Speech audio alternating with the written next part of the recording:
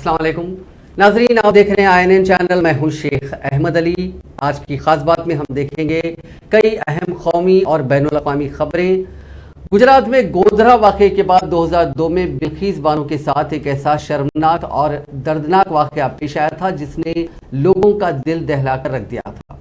बिल्किस बानो के साथ एक ग्रुप ने इज्तिमाई असमत दरी का वाक़या अंजाम दिया था और फिर इंसाफ के लिए एक तवील लड़ाई लड़ी गई थी।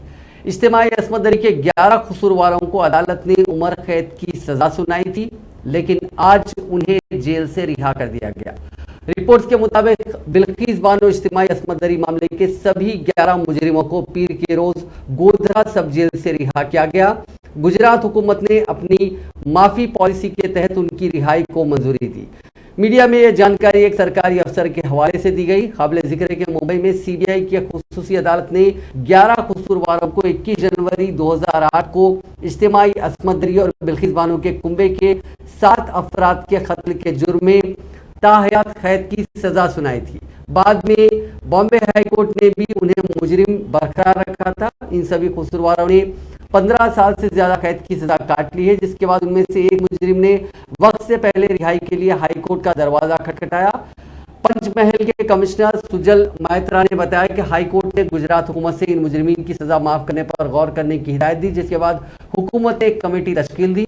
वाज़ेह रहे कि मायत्रा ही कमेटी के सरबराह बनाए गए थे। मायत्रा का कहना है कि कुछ माह कबल तश्कील कमेटी ने इत्तेफाक राय से इस मामले के सभी 11 कसूरवारों को माफ करने के हक में फैसला किया।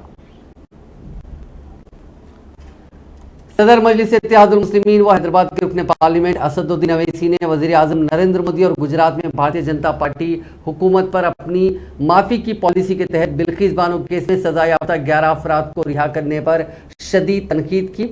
पार्टी हेडक्वार्टर्स दारुस्सलाम में मीडिया से बात करते हुए उन्होंने कहा कि पूरा मुल्क देख रहा है कि बीजेपी किस तरह खवातीन को बाइख्तियार बनाने और खवातीन के एहतराम के लिए सिर्फ लबो लहजा करती है, लेकिन जब मुस्लिम खवातीन की बात आती है तो वो उन्हें भूल जाती है। अब रहा सवाल प्रधानमंत्री के भाषण का, जिसमें उन्होंने महिलाओं के बारे में बात कही है। हम प्रधानमंत्री से पूछना चाह रहे हैं कि ये आपका अमृत उत्सव है क्या, कि जिस महिला को जो 5 महीने की प्रेग्नेंट थी, जिसके साथ बलात्कार हुआ, 11 लोगों ने मिलकर उसका रेप किया और उसके परिवार के 4 महिलाओं का रेप और मर्डर कर दिया। बिल्किस बानो को उसके पड़ोसियों ने, जो उसको जानते थे, बिल्किस बानो जो 5 महीने की प्रेग्नेंट थी, उसका बारी बारी से 11 लोगों ने उसका रेप किया। उसके सामने उसके 3.5 साल की बच्ची के सर को पत्थर पर मारकर उसको कत्ल कर दिया और उसके साथ जो 4 और महिलाएं थी उनका रेप करके उनका मर्डर कर दिया। और ये तमाम के तमाम करने वाले बिल्किस बानो के पड़ोसी थे, बल्कि जब बिल्किस बानो का रेप हो रहा था तो जो बिल्किस बानो अपने हाथ में चूड़ियां पहनी हुई थी, वो अपने पड़ोसी की दुकान से खरीदी हुई चूड़ियां थी। और बिल्किस बानो को बॉम्बे हाई कोर्ट में वहां पर सजा हुई, बल्कि ना सिर्फ उन 11 लोगों को बल्कि पुलिस के ऑफिसर्स को भी और डॉक्टर्स को भी, क्योंकि वो कनाइफ कर चुके थे कि उसके साथ। ये कौन सी अमृत उत्सव की मिसाल भारत के प्रधानमंत्री दे रहे हैं कि उनके गुजरात में भाजपा की सरकार है। और एक महिला को, जिसको 11 लोगों ने उसका रेप किया, जो प्रेग्नेंट थी, 3.5 साल की बच्ची, उसकी बेटी को उसके सामने उसकी हत्या कर दी, उसके 4 परिवार के लोगों को कत्ल कर दिया। ये कौन सा है? ये सुप्रीम कोर्ट ने जरूर कहा था एग्जामिन करो। सुप्रीम कोर्ट ने कहा नहीं था ना कि छोड़ दो बोल के। अगर आप छोड़ना चाहेंगे तो फिर आप क्यों नहीं छोड़ते? मुंबई ब्लास्ट में जो रुबीना मेमन है, 17 साल से वो भी जेल में है। गुजरात में वडोदरा सीरियल ब्लास्ट में 18 साल से जेल में है। गोधरा के लोग 19 साल से जेल में है। छोड़े इनको भी आप। जो भी डिसीजन भाजपा लेती है वो एक रिलीजियस समुदाय के हक में हमेशा लेती है और कंप्लीटली बायस्ड होकर लेती है। यकीनन सीआरपीसी में प्रोविजन है, मगर इसका यह मतलब नहीं है कि इसे हीनियस क्राइम के लिए, वो भी आजादी का अमृत उत्सव हम मना रहे हैं, 75 साल की आजादी, और खुद प्रधानमंत्री का लाल किले से खड़े होकर महिलाओं के बारे में, नारी के कांग्रेस ने 2002 के गुजरात फसादात बिल्किस बानो केस में असमत दरी और कत्ल के मुजरिम 11 लोगों की रिहाई पर वजीर आजम नरेंद्र मोदी पर हमला किया। कांग्रेस तर्जुमान पवन खेड़ा ने कहा कि वजीर आजम नरेंद्र मोदी ने कौम के नाम खिताब में लाल किले से खवातीन को ताकतवर बनाने और उनका एहतराम करने की बात कही थी, लेकिन उसी के कुछ घंटों बाद एक बलात्कार के 11 मुजरिमीन की रिहाई का बीजेपी हुकूमत ने फैसला लिया।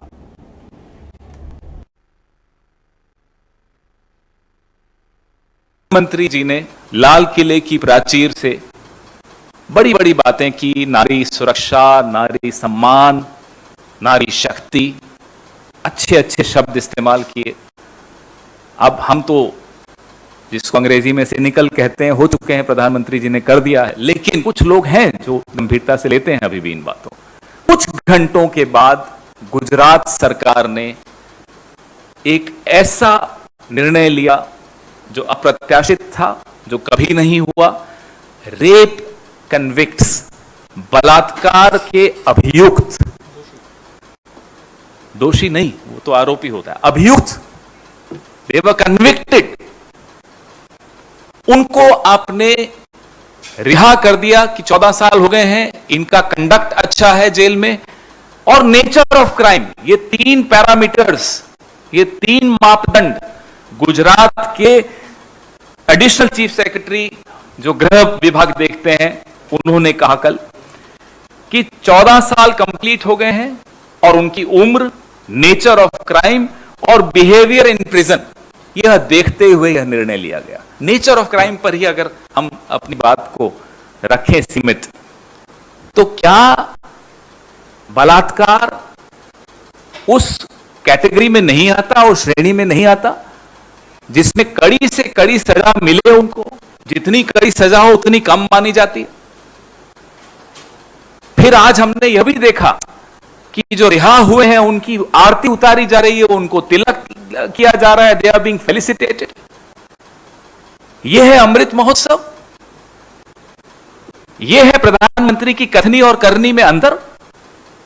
या तो प्रधानमंत्री की सुन्नी लोगों ने बंद कर दी है, उनके अपने लोगों ने, उनकी अपनी सरकारों ने, या फिर प्रधानमंत्री जी देश को कुछ और कहते हैं और फोन उठाकर अपनी राज्य सरकारों को कुछ और कहते हैं। और यह ऐसा केस है बिल्किस बानो का, जिसमें सुप्रीम कोर्ट ने बिल्किस बानो को 50 लाख का मुआवजा देने का आदेश गुजरात सरकार को दिया था, और अभी कुछ साल पहले 2017 में दिया था। पहली बार ऐसा हुआ था। यह ऐसा ऑर्डर था सुप्रीम कोर्ट का जिससे यह साबित हुआ था कि बिल्किस बानो के साथ जो हुआ वो साबित हो गया है कि वो गलत हुआ, गैर कानूनी हुआ, उनके साथ अपराध हुआ। कश्मीर के पहलगाम में एक बस नदी में गिर पड़ी, जिसके नतीजे में 7 जवानों की मौत हो गई। इस बस में इंडो तिब्बत बॉर्डर पुलिस के जवान सफर कर रहे थे। बस में हादसे के वक्त 39 जवान सवार थे, जिनमें 37 आईटीबीपी के जवान और 2 कश्मीर पुलिस के मुलाजिमीन शामिल हैं। ब्रेक फेल होने के नतीजे में बस फुरसलान के मकाम पर नदी में गिर पड़ी। मालूम हुआ कि इस बस में अमरनाथ यात्रा के पास ड्यूटी अंजाम देने वाले मुलाजिमीन सफर कर रहे थे।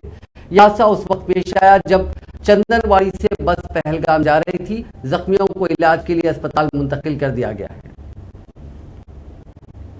बिहार में महागठबंधन हुकूमत बनने के बाद आज काबीना की पहली तौसीब भी अमल में आ गई। पटना में वाक़ई राजभवन में गवर्नर फागू चौहान ने 31 वज़रा को ओहदे और राजदारी का हलफ दिलाया। राजभवन के राजेंद्र मंडपम में मुनक़िद हलफ बर्दारी तकरीब में आरजेडी के 16, जनता दल यू के 11, कांग्रेस के 2, हम के 1 और 1 आज़ाद रुकने असम्बली ने वजारती ओहदे और राजदारी का हलफ लिया। हलफ बर्दारी करने वालों में जनता दल यू की तरफ से विजय कुमार चौधरी, विजेंद्र प्रसाद यादव, अशोक चौधरी, श्रावण कुमार, लेसी सिंह, मदन सहनी, संजय झा, शीला मंडल शामिल है, जबकि आरजेडी की तरफ से आलोक कुमार मेहता, तेज प्रताप यादव, सुरेंद्र प्रसाद यादव शामिल हैं, जबकि इनमें मंसूरी शमीम अहमद भी शामिल हैं। मोहम्मद शाहनवाज और जितेंद्र कुमार को भी वजीर बनाया गया है। कांग्रेस की तरफ से मोहम्मद आफाक आलम और मुरारी गौतम, और हम की तरफ से संतोष सुमन और आज़ाद रुकने असेंबली सुमित कुमार सिंह ने भी हलफ बर्दारी की।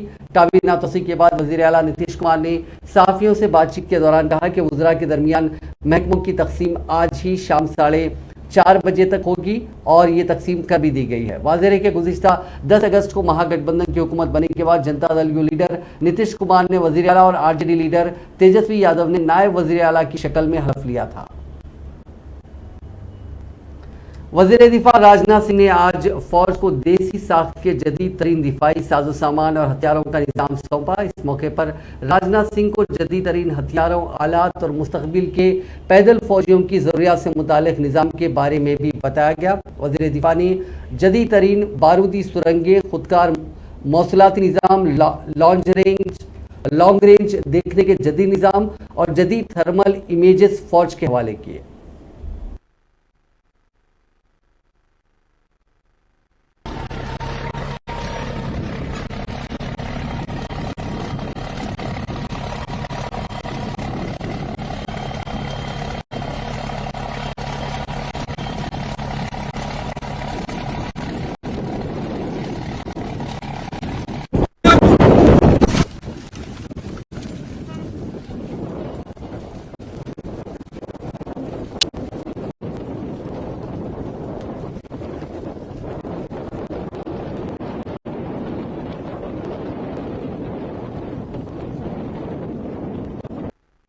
ही है।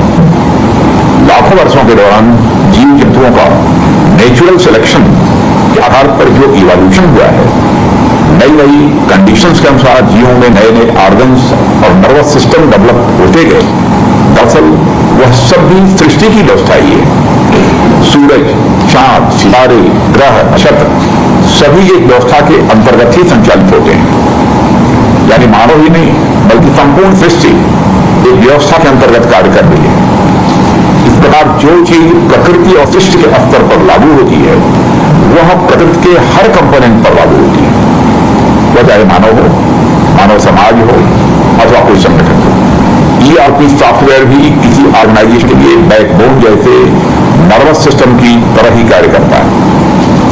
ऐसे में आज जब हम अपनी इंस्टीट्यूशन को आगे बढ़ाने के लिए ERP सॉफ्टवेयर के लॉन्च की ओर आगे बढ़े हैं तो इसे में MES का निश्चित एक महत्वपूर्ण पड़ाव समझता हूं। साथियों, MES रक्षा मंत्रालय की एक महत्वपूर्ण, पुरानी और जिम्मेदार संस्था है और हमारे देश की सुरक्षा में लगी सेनाओं के बारे में तो सभी जानते हैं, पर उनकी सुविधा के लिए हमेशा पर आप जैसी संस्थाओं को लोग अपेक्षाकृत कम जानते हैं। हमारी आर्म फोर्सेस की इंफ्रास्ट्रक्चरल नीड्स को पूरा करने के लिए MES पर्सनल दूर दराज देश की सीमा पर वर्ती इलाकों में हमेशा तत्पर रहते हैं। इसलिए मैं आप लोगों को पर्दे के पीछे का किरदार मानता हूं, जो फ्रंट लाइन वॉरियर्स को मजबूत बैकअप प्रदान करने में सहायक होते हैं। जैसे जैसे समय बदल रहा है, हमारी आर्म फोर्सेस की इंफ्रास्ट्रक्चर संबंधी जरूरतें भी बढ़ेंगी। ऐसे में इंफ्रास्ट्रक्चर डेवलपमेंट और उसके लिए मॉडर्न टेक्नोलॉजी का प्रयोग यह आवश्यक हो जाता है। सरकार कितनी भी नीतियां ले आए, कितने भी दूरगामी कार्यक्रम ले आए, पर जब तक उन्हें आप जैसी संस्थाओं का सपोर्ट नहीं मिलता वो सफल नहीं हो सकता। उदाहरण के लिए स्वच्छ भारत अभियान, Sugamya Bharat Abhiyan, digital India, green deal, sustainable development. Congress कायद राहुल गांधी ने एक ट्वीट में कहा कि कांग्रेस खानदान के अरकान ने पूरे जोशो खरोश के साथ 9 से 15 अगस्त तक मुल्क में तिरंगे के साथ आज़ादी गौरव यात्रा कामयाबी के साथ निकाली। तमाम कांग्रेस कारकुनों और कायदीन को मुबारकबाद, खास तौर पर बेंगलुरु के कांग्रेस खानदान को, जहां काफ़ी तादाद में भीड़ जमा थी। हम साथ मिलकर मुल्क का हर ख्वाब पूरा करेंगे। राजस्थान के वज़ीर आला अशोक गहलोत ने बीजेपी और पैरामिलिट्री फोर्सेस पर संगीन इल्जामात लगाए हैं। उन्होंने पैसों के दम पर रियासतों में सरकारें बदलने को लेकर बीजेपी को निशाने पर लिया। वज़ीर आला ने कहा कि फोर्स और पुलिस के ट्रकों में 2 नंबर का पैसा भरकर बीजेपी के दफ्तरों तक पहुंचता है। गहलोत बोले कि ये क्या करते हैं मालूम है आपको, ये पैरामिलिट्री फोर्सेस या पुलिस वालों को पकड़ते हैं जहां इनकी सरकारें होती हैं, ट्रक में भरकर पैसा लाते हैं, बीजेपी के दफ्तर के पिछवाड़े ले जाते हैं ट्रक को, उससे वो बॉक्स उतरते हैं और अंदर डालते हैं। गाड़ी पुलिस की होती है उसे पकड़ेगा कौन। लोग सोचते हैं कि इनके रंगरूट आए होंगे मदद करने। ये बहुत बड़ी साजिश है मुल्क के साथ। कांग्रेस कारकुनों को घबराने की जरूरत नहीं है, सच्चाई आपके साथ है। गहलोत जयपुर में मीडिया से बात कर रहे थे। इस मौके पर उन्होंने वजीर आजम नरेंद्र मोदी पर भी शदीद तनकीद की।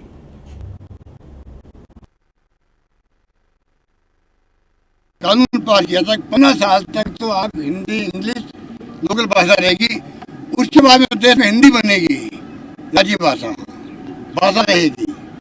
उसको लेकर 15 साल पूरे हुए 65 में। उस वक्त आत्मदाह करे लोगों ने, तमिलनाडु लोगों ने, बचपन में रिवाज है, आंदोलन होते थे हिंदी इंग्लिश को लेकर के। हम हिंदी के खिलाफ होते थे, तमिलनाडु के लोग, दक्षिण के लोग हिंदी के खिलाफ होते, इतने दंगे हुए थे, ये भूल जाते हैं। इनको पूछो कि आप हिंदू राष्ट्र की बात करते हो। जब हिंदू राष्ट्र बन जाएगा तो अगड़े पिछड़े हैं। आप छुआछूत तो मिटाने की बात क्यों नहीं करते हो? आप सोशल का आपका संगठन है, सांस्कृतिक संगठन है, जिसपे रोक लगाई थी सरदार वल्लभ भाई पटेल ने, प्रतिबंध लगाया था RSS के ऊपर। इन्होंने लिख के दिया था हम भविष्य में राजनीति नहीं करेंगे। आज वो क्या कर रहे हैं? आज बीजेपी के साथ मिलकर क्या कर रहे हैं? भयंकर करप्शन हो गए देश के अंदर, कोई नाम लेने वाला नहीं, क्योंकि ईडी, इनकम टैक्स, CBI छापे उस पर डाल रही है, एक दफा डाल रही है। तो हालात इतने गंभीर हैं, इनको समझना पड़ेगा।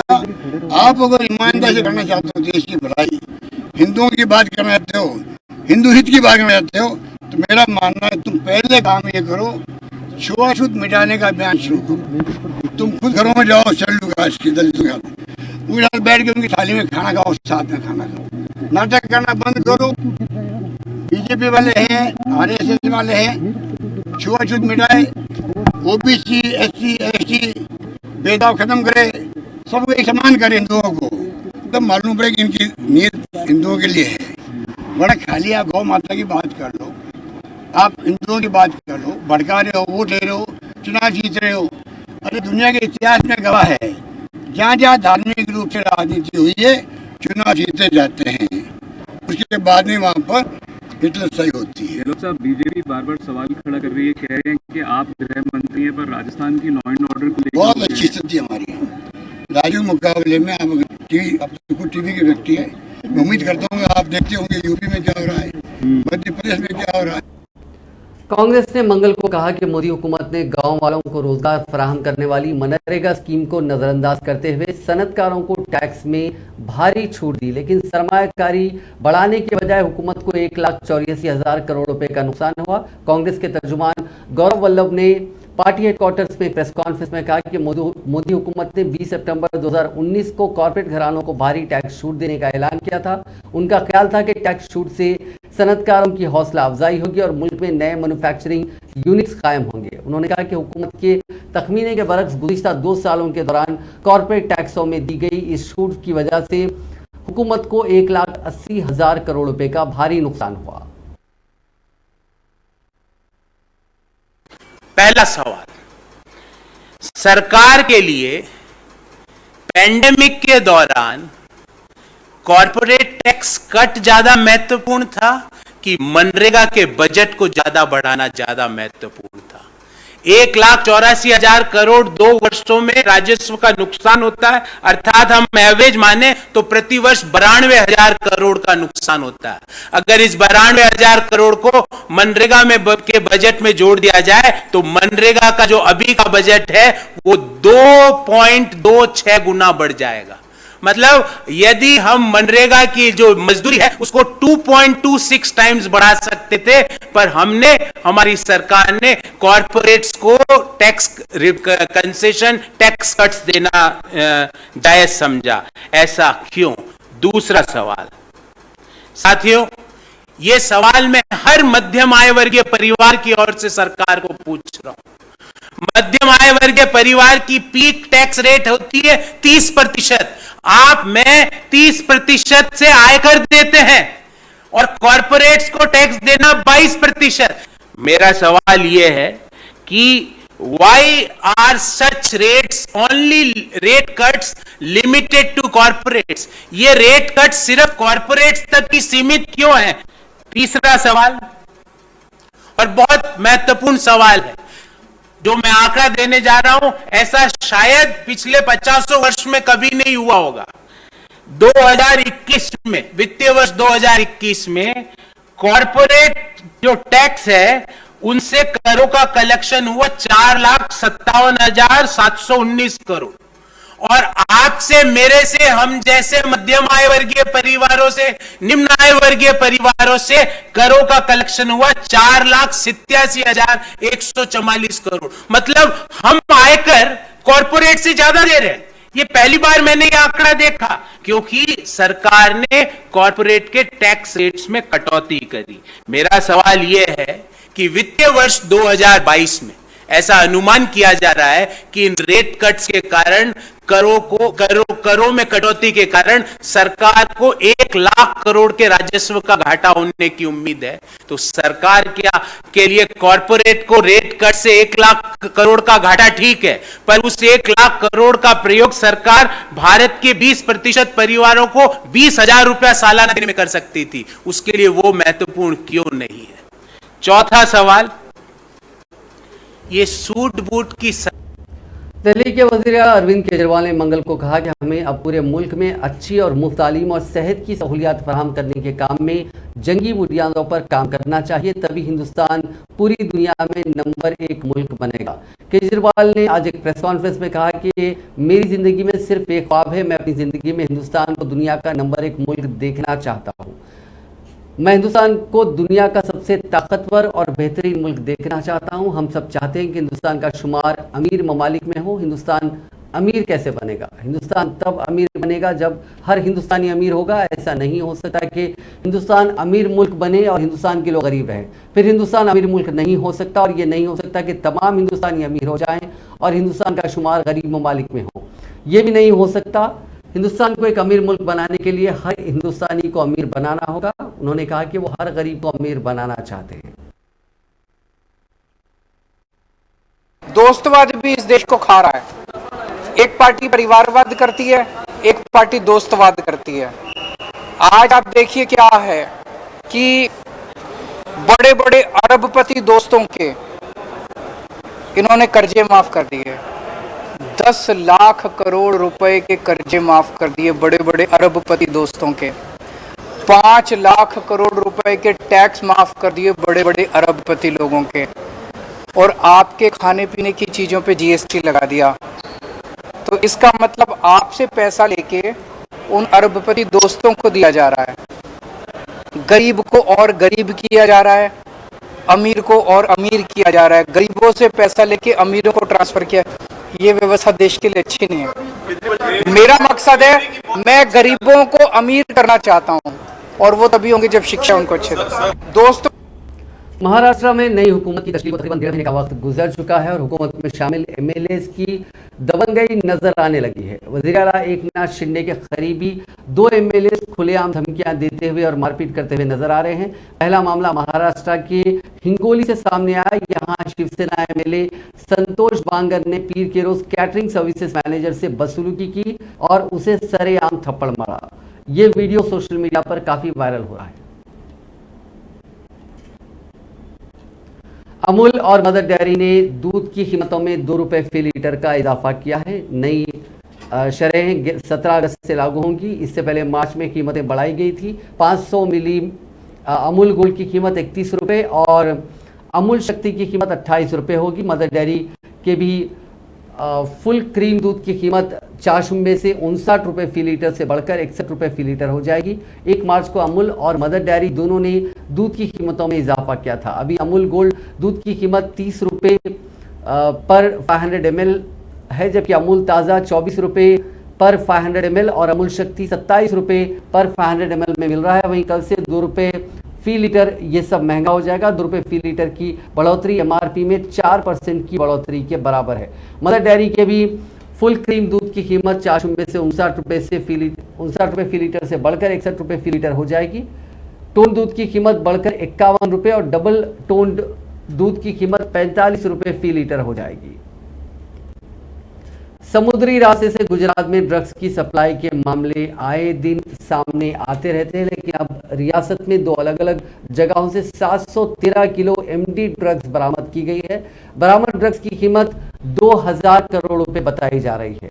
गुजरात एटीएस ने वडोदरा से, जबकि मुंबई पुलिस ने मुंबई पुलिस की एंटी नारकोटिक सेल ने भरूच के अंकलेश्वर से ड्रग्स के भारी जखीरे की बरामदगी की है। वडोदरा में जिस फैक्ट्री से बैंड एमडी ड्रग्स पकड़ी गई, वहीं इसे इलीगल तरीके से बनाया जा रहा था। एटीएस ने मोक्षी गांव में इस फैक्ट्री से बरामद 200 किलो ड्रग्स की कीमत इंटरनेशनल मार्केट में 1000 रुपए के करीब बताई है। एटीएस के डीआईजी दीपेन भद्रन ने बताया कि जब्त की गई ड्रग्स करीब 6 महीने पहले तैयार की गई थी।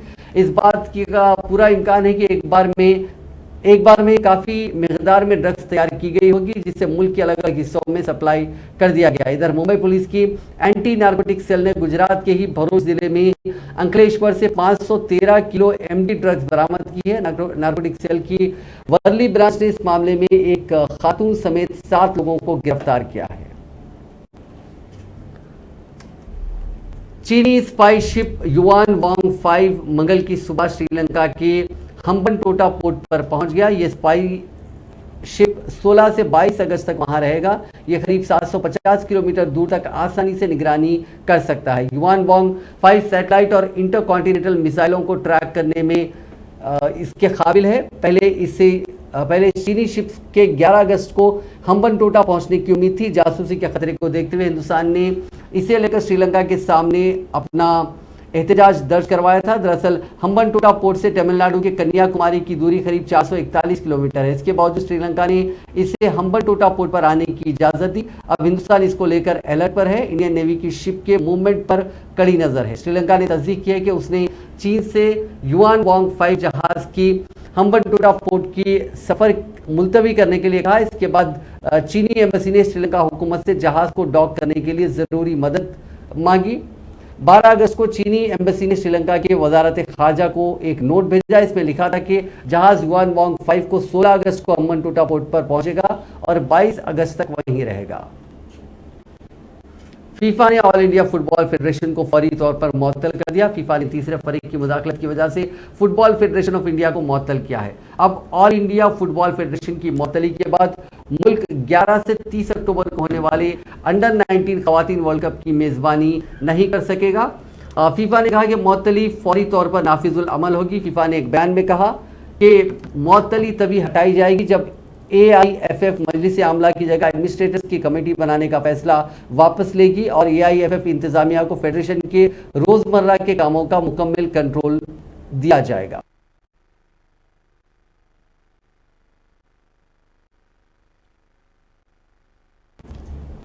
हरियाणा के स्पिन ऑलराउंडर शहबाज अहमद को जिम्बाब्वे दौरे के लिए टीम इंडिया में मौका मिल गया है। वो जख्मी वाशिंगटन सुंदर की जगह लेंगे। सुंदर के कंधे में चोट लगी है। वो एक काउंटी मैच के दौरान जख्मी हुए थे। शहबाज लेफ्ट आर्म स्पिनर होने के साथ साथ पावर हिटर भी हैं। वो IPL में RCB का हिस्सा रहे हैं।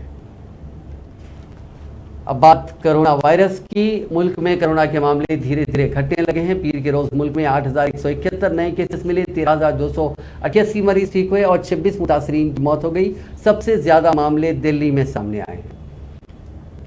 हरम मक्की में गुस्ले काबा एक अहम सालाना रस्म है। इस रस्म को हर साल मुल्क के कोई सरबराह शख्सियत अंजाम देती है। इस साल इस रस्म को सऊदी वली अहद शहजादा मोहम्मद बिन सलमान ने शाह सलमान की जानिब से अदा किया।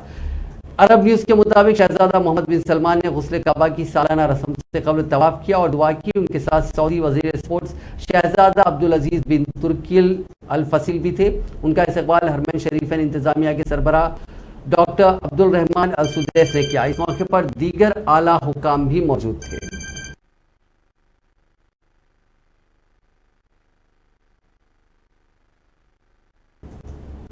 पाकिस्तान के सूबे पंजाब में मंगल की सुबह एक बस और टैंकर के टकराने से हादसे में कम से कम 20 लोगों की मौत और 6 दीगर जख्मी हो गए।